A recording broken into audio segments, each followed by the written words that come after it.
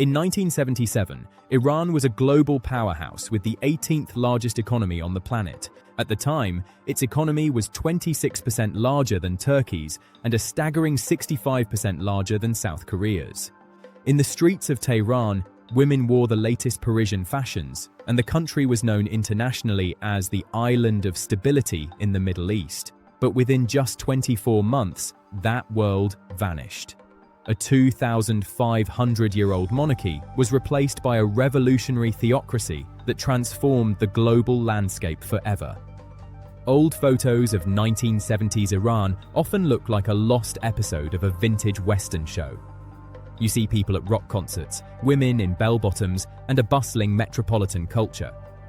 This was the peak of the White Revolution, an aggressive modernization program launched by the Shah, Mohammad Reza Pahlavi.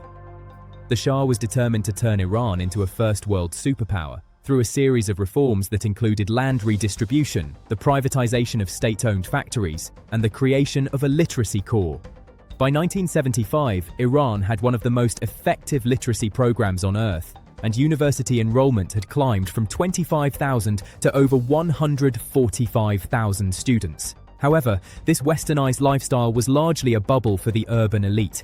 In the rural countryside, people felt left behind, watching their traditional values be replaced by what they called Westoxification.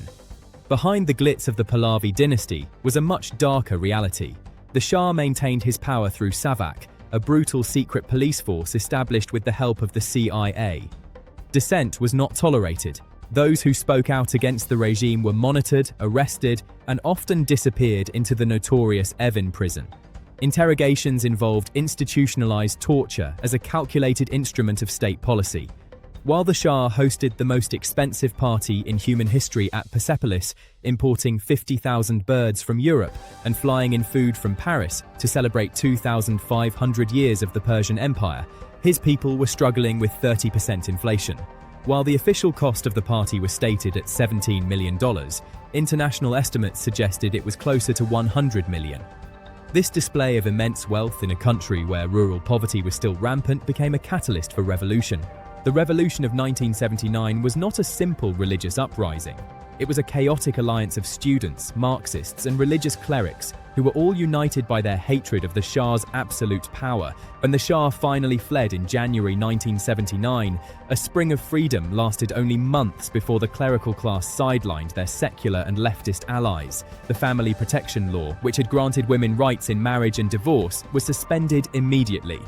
70 years of progress for women's rights were legally dismantled in a single year.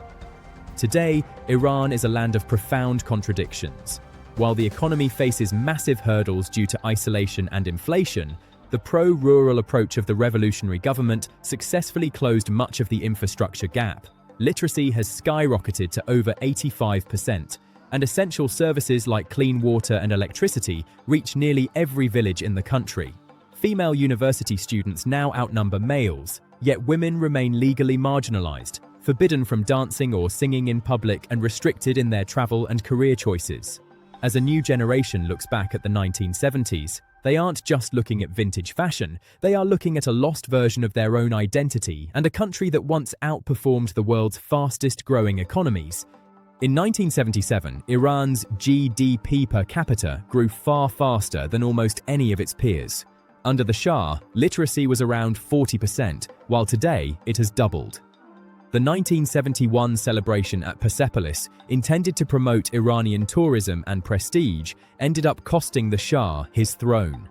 In the decades since, the rial has plummeted from 70 to the dollar to hundreds of thousands, and the country's per capita income has only doubled in 40 years, while its neighbors have tripled or quadrupled their wealth.